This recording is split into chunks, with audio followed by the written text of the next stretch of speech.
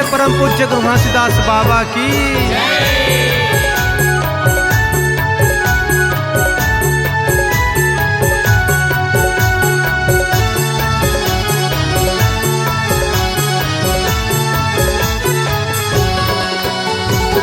सोना के गहना झन पहिरबे, सोना के गहना झन पहिरबे, ले जाहि चोर नगा के।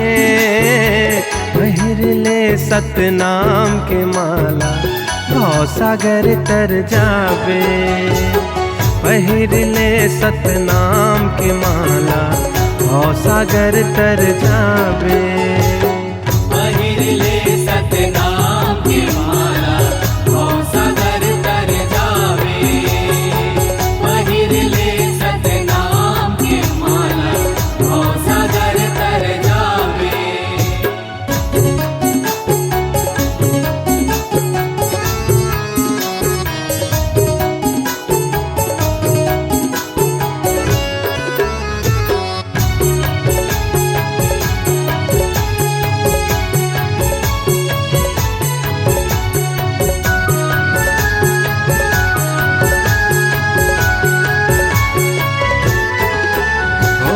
सत्य की सुतरी माला बना ले, श्रद्धायो भक्ति लगर म सजा ले। श्रद्धायो भक्ति लगर म सजा ले।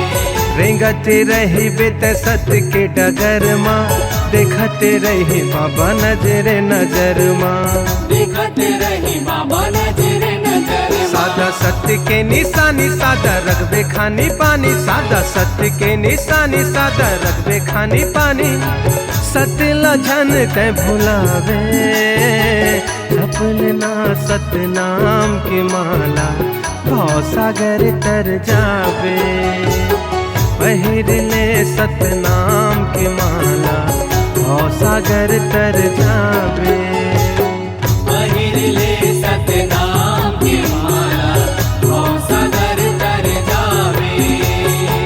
पहिर ले सतनाम के माला, भव सागर तर जाबे।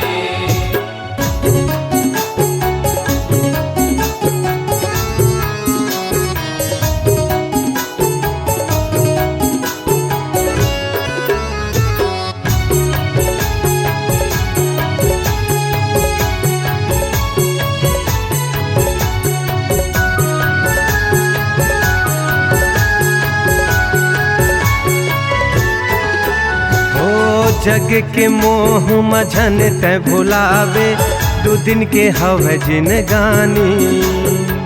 दो दिन के हवे जिन गानी। हाँ काली हो ही तोर दुनिया ले विदाई, सतगुरु हकाम आही। सतगुरु हकाम आही। जबले सतबानी ये दे सादा के निशानी, जबले सतबानी ये दे सादा की निशानी।